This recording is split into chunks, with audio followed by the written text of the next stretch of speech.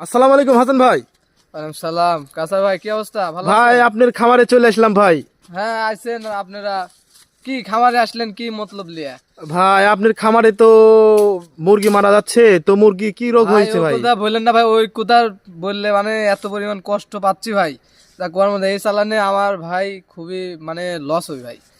কয়টা মানে মুরগি মারা গেছে ভাই আপনার ভাই এই খামারে? যাবত 150 প্লাস মুরগি মারা গেছে ভাই। ও, রোগের নামটা একটু বলেন ভাই। ভাই রোগের নাম তো হচ্ছে গাম্বুরা রোগ ভাই।